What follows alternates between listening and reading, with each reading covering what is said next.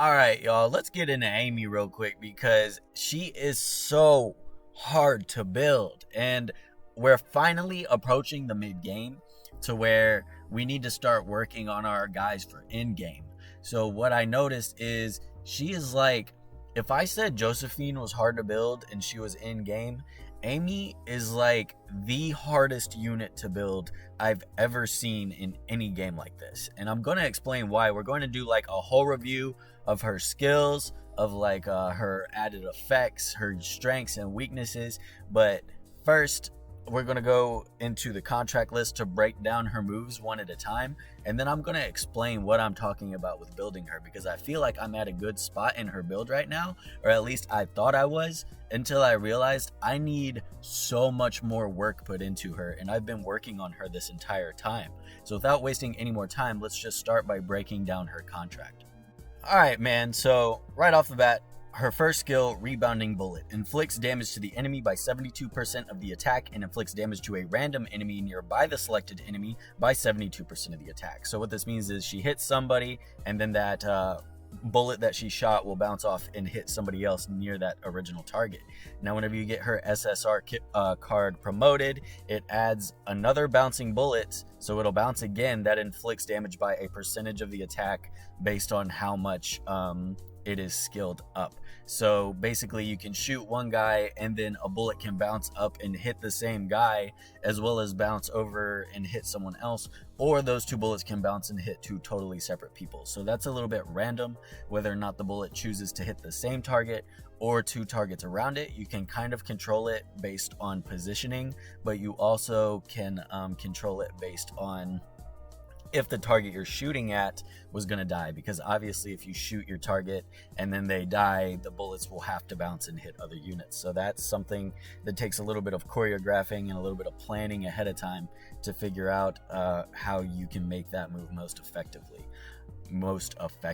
Moving on, Killer Mine installs a mine that inflicts damage by 108% of the attack to the enemy after one turn, and whenever you promote this, it extends the explosive range. I don't think this can be resisted. I've used it well over like 1,000, maybe 10,000 times at this point. I've never ever seen it resisted. I've seen it be cleansed. I've seen it be, if the target has immunity on them, it will not officially place. But I've never just seen her try to use this on someone and it get resisted straight up. So she installs the mine, and then whenever the opponent that has the mine on them takes their turn, after they take their turn, that mine will explode in an area around them. And whenever you skill that up, it will increase the range, which can be useful depending on what kind of fight you're going against, or maybe if you have a certain turn order with your team that gets interrupted, you can place the mine to stall for time. It's just kind of a utility ability. But anyways, so that's it for that. And then Black Hole Generator, this is the ability that is literally driving me up a wall right now, because I originally got her, well, we all originally got her, but I originally wanted to build her because of this skill. Inflicts damage to the enemies by 96% of the attack and brings them to the center. Stuns the inflicted enemy for one turn with a 20% plus whatever your effect accuracy is chance. And whenever you skill this up, it increases the chances of granting card effects by a certain amount of percent as well with accuracy. What that means is whatever your rage card is, that little bonus effect, if it doesn't always activate, that increases the chance for it to activate. So why is this skill such a pain in my butt? Because the 20% chance for the enemy to be stunned does not increase whenever you increase this card's level. So the only way to bump that up is through a massive amount of effect accuracy. Keeping in mind, I don't think you're ever going to get it to 100% unless your entire build is just effect accuracy, but we want at least 50, right? I mean, we kind of want 66%, to where if you have 3 enemies in that little target area of the AoE, you can expect 2 of them to be stunned. So that's what my little goal has been so far, is 66%, which I'm having a lot of trouble reaching. And lastly, her rage skill, Heavy Hitting Bullet. Shoots a bullet to the nearest enemy out of all enemies and inflicts damage by 42% of the attack 7 times and knocks the enemy back. Whenever you promote this, it fires the first bullet to the enemy with the highest attack and decreases their attack for however many turns. A 3-turn attack decrease is humongous. That's a very long time. So that's a very good debuff to have on the enemy, and it doesn't say with a percent chance, so that should definitely land every time. As well as 42%, 7 times, we're looking at 300+% or something like that. I don't feel like busting out a calculator. Moving on, her card effect is going to be increases the attack by 15% whenever there are 3 or more enemies. So I like to use her in arena. That's the whole reason I have her for that third skill. Whenever the enemies are grouped up or I'm able to push them into a group together with Nadine, then I want to try to stun them, and I want to get as many stuns as possible because my whole goal is taking as many turns as possible with having the enemy take the least amount of turns possible. And I feel like a stun is a very great addition to that technique. Her exclusive equipment, whenever you get a legendary one, heavy hitting bullet inflicts damage to enemies in the range. Obviously, I don't know exactly what that means because it's cut off. I don't know if the whole thing is supposed to say something different, or if maybe a very important part of the sentence is cut off. If I had to guess, it's called Amy's explosive bullet, and in the description it's talking about range, so I would assume it turns the bullets into an AoE, or whenever the bullets hit the enemy, it does a small explosion and then hits other enemies in that range, if I had to guess. Looking at the abilities we can upgrade with her, we're going to need block badges to increase these stats, but we can increase her crit rate and her pin rate. So if you watch my last video, you know about those capped requirement stats I was talking about. Having 2 of them as an ability you can increase is very nice. So you can get 15% of your crit rate just from, increasing her stats with your block badges, as well as pin rate, which I'm not sure if we're going to make it all the way to pin rate because the amount of effect accuracy we need for that third skill is tremendous. And sorry, if you're just going for damage, then I'm sure you don't need the accuracy. My main purpose for her is the AoE stun. I feel like if you just wanted raw damage, there would be better options for that, but I kind of want the utility played in with my team. Her collection effect, I've been neglecting mentioning these, but you can see at the bottom left, whenever you have her and you level them up, she will contribute to the collection effect of attack up. So basically just increasing the attack of all of your units in general whenever you level her up and increase her stats. Alright, I went ahead and checked out the reviews to make sure there wasn't anything totally insane there that would just be like something I did not want to display. So my comment is a versatile kit based on AoE damage, true. Capable of stunning and placing a bomb that has something for most situations. The rage skill can interrupt many times at once, so I was a little bit limited on the characters I could put. I would put a whole novel if I could. That rage skill of hers, if the enemy is approaching you, it will knock them back a little bit to interrupt their movement, interrupt their abilities, and interrupt their rage skills, so you can get a lot of interrupts at one time with that. Now the reason I'm bringing these up, I'm sure, is if you've heard me complain about it before, I do not like the reviews, so I try to put some myself. Big gun, true. Big true. Hey, free or not, a waifu's a waifu. Big true. She's early mid-game, recommend to build. There is absolutely no way that you think this is an early game unit. Like, I do not want to be rude or harsh. I don't know what this person is having experiences with Amy, what experience they have had. I will let you know, though, from my experience, the amount of stats you need to get the maximum effectiveness from Amy is so high that she is absolutely canceled out early game. Like, anything early game, by the way, doesn't really matter because you can have Popo or a supporter, and whenever you build them up to level 40 and just put a bunch of plus 12 or plus 15 runes on them, they can by themselves solo everything early game. So I don't even know why early game is really, thought about or talked about at all, because you out level early game. Like, everyone should be out of early game by the time they're 2 weeks into the game. Nice, thumbs up. Okay. I like regular skin more. I agree. I also like the regular skin more. High AoE DPS. Big true. She is a very AoE power. Mega Man bis dudas das la mejores.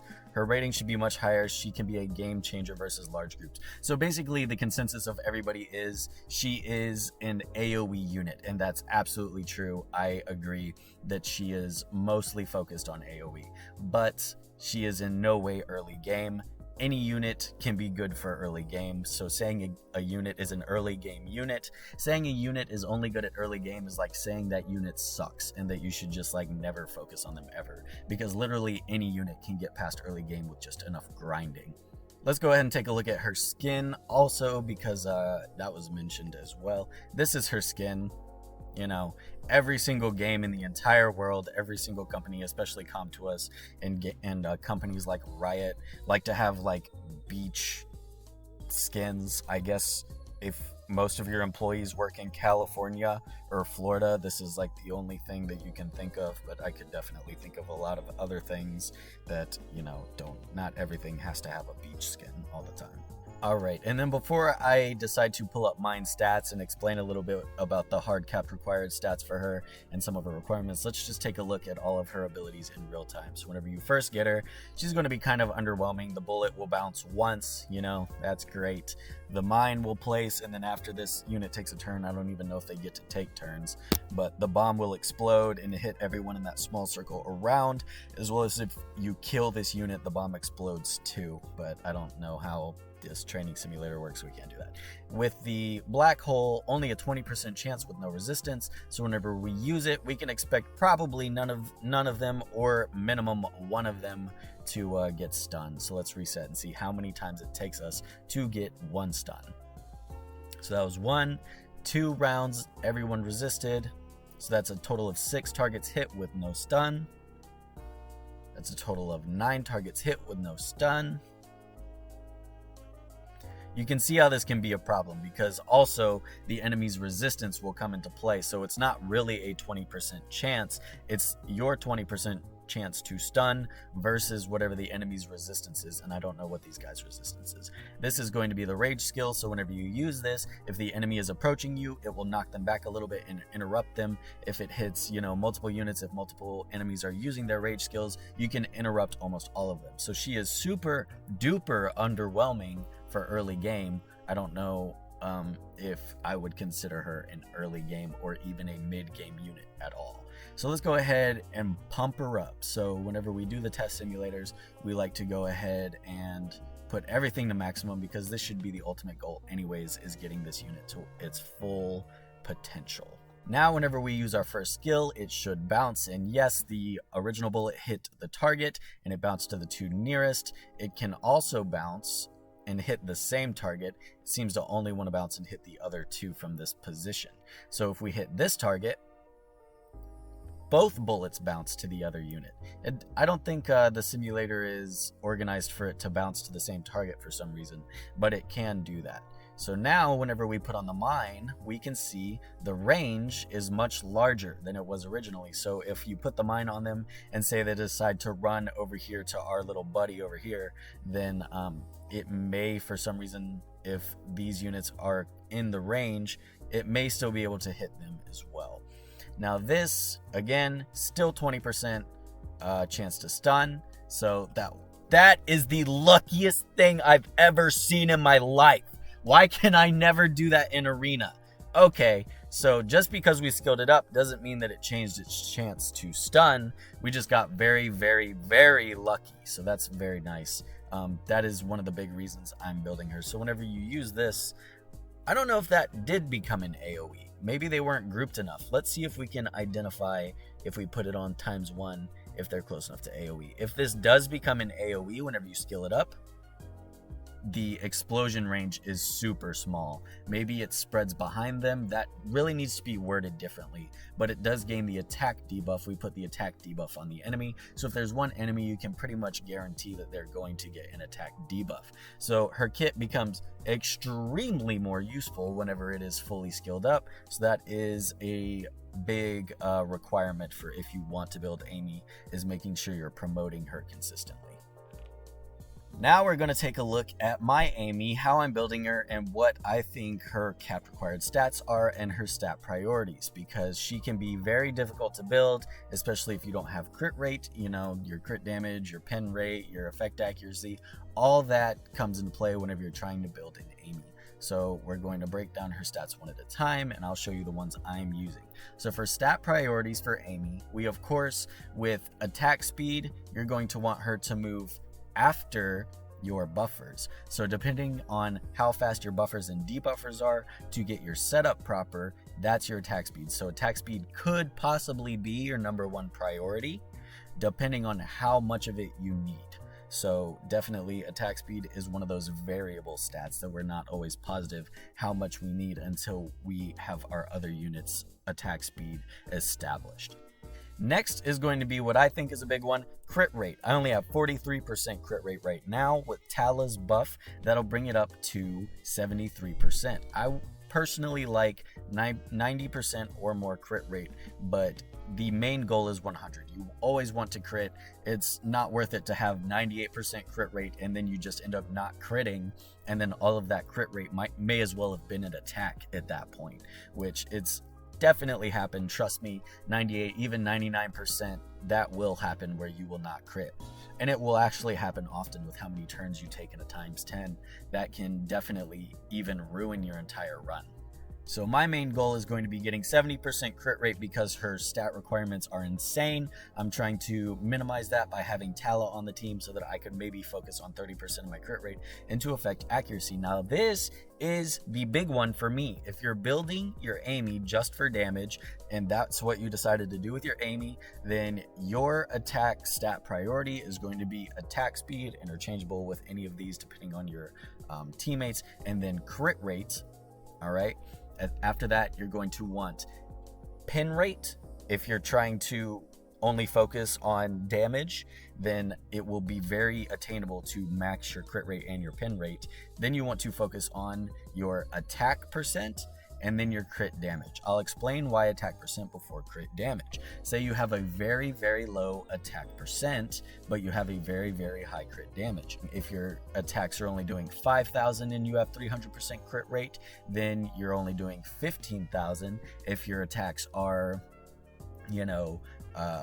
doing 20 or 10,000 and you have 200% crit rate, you're still doing more damage. So that's why attack will be more important than crit damage, but crit damage is still very important. And then of course, if you're building her for just nuke, the last things you're going to want to focus on is probably HP, defense, and resistance. Resistance and HP are a little bit interchangeable, as well as defense, depending on if you're getting stunned too much. If you're just dying in one hit, then you can kind of gauge which one you need more. Now, if you're building her for her utility like I am, and you want to consistently land your attack breaks and consistently land your stuns, here is what I have to show you. My effect accuracy is 35%. So that could be into crit rate, and I could be critting 100% of the time already with a little bit extra into my pin rate. But I've decided I want to be able to stun consistently, or at least a fair amount of the time, so I have 35% of my substats into effect accuracy. How much is that actually helping my stun rate? If you can see here, 7%. So 35% effect accuracy has only brought my chance to stun up to a total of 27%. If you remember from earlier, I said that we kind of want, 66%. So in order for us to attain, that 7% chance, the 33% more that we need to give it to 40, or, even the 40% to get it to 66 or 67%, the effect accuracy we are going to need is going to be like 150, like 200 effect accuracy. And that's depending on if that has a cap, because I haven't seen yet if that does have a hard or soft cap or not. I haven't even seen if it can go above 100%. I'm sure it can. I don't see why it wouldn't be able to, but that is not a significant change. With this much effect accuracy, I would at least expect, 10-15% to be put into this, which I totally see how it would be unfair if it was a 100% chance to stun, but at the same time, it does have sort of a medium-long cooldown, and you are sacrificing a lot of stats in order to get that effect accuracy, so it does seem fair in my eyes for that to be a little bit higher. Now, this is why I think she's super in-game. The stats you need are just incredible. The amount of stats you need to obtain in order to properly utilize her for 100% of her uses is a phenomenal number of substats. Now, we can mitigate some of the crit rate we need through this. As you see, I have a triple S fully maxed. That's 15%. I'm, pretty certain that pin rate will be the same. So that's 30% of our capped required stats taken care of right there out of 200 to reach the max for our crit rate and pin rate. But since I'm focused on effect accuracy, I don't think I will be focusing on pin rate. I will just be focusing on crit rate and effect accuracy. So that's a positive about her abilities. The last thing I'm going to go over is her equipment. So for her exclusive equipment, I have the effect accuracy set bonus. So with a total of getting 4 set bonuses, because our exclusive equipment can acquire 2 set pieces. So this little conquest 2 set, that counts as a piece of the conquest set. If it acquires another one, if I was lucky, it would be this crit rate set. What's it called? Raid. So that sorry. So for the equipment I'm using on Amy, I'm using the wrong sets right now. I have an attack set on her to, increase her damage overall. But if we saw, I was a little bit lackluster in the crit rate and the effect accuracy. My exclusive equipment has the effect accuracy set bonus, but is not being taken advantage of because I'm using the violent set, just because my violent equipment is very nice. The goal is to have either 3 raid sets for 36% crit rate, so that we have 50% automatically through the ability and the set bonuses, and that's way less crit rate we need to get. We would only need 20% crit rate to be at 100 if we combine that with Tala's crit rate buff, and the effect accuracy set, because this exclusive equipment can get 2 set bonuses or count as 2 pieces of a set. So how it says conquest 2 set, if I put 1 more piece of conquest on her, she will get that 20% accuracy. 35% accuracy was able to get us 7%. So having 1 set effect or the 2 set effects for 40% accuracy is going to get us another 8 or 7% to make that a 35% chance. So at least 1/3 of the enemies being hit by that can be stunned. I have her on attack percent. If, like I said before, if your speed is a huge issue, then definitely put her on some speed to mitigate that requirement. But attack percent is going to be a lot more, damage, obviously. So that's why I have that. Then I moved on to crit damage. She only has, not a maxed crit damage right now, but since this crit damage ring is a violent ring anyways, I will be replacing that with either a raid or a conquest piece. And then her boots are also attack percent. Now I do not want to make this an effect accuracy piece, but I feel like it might be necessary until I get some insane effect accuracy subs. So using this chart, we can see that a high roll for a 5-star effect accuracy sub is going to be 7%. If we have a legendary piece of equipment, that 7% can possibly be increased 3 times for a total of 28% effect accuracy just through 1 sub. So we definitely need those effect accuracy subs in order to get this to 66%, or I might even just settle for 55%. I don't want to do 50% because I don't like the even, coin flip, but a 55% or, anything 5% or above 50 seems fair to me. If you're ever having trouble figuring out how much stats you need, or how difficult it's going to be to get your capped required stats, this chart can also help you in the future. But that's going to do it for Amy. I just wanted to clear up the confusion of early game versus mid game, because those words are thrown around so much. Like, I literally cannot go a day without someone being like, oh, this unit's an early game unit, and I'm like, what does that even mean? They're good for beating trivia floor 2. Everything is good for beating trivia floor 2. What is early game? I don't know what that means. Level up to 30 and level up to 40, and you can literally solo it with no equipment. That's it. I'm not going to rant anymore. I'll see y'all later. Bye.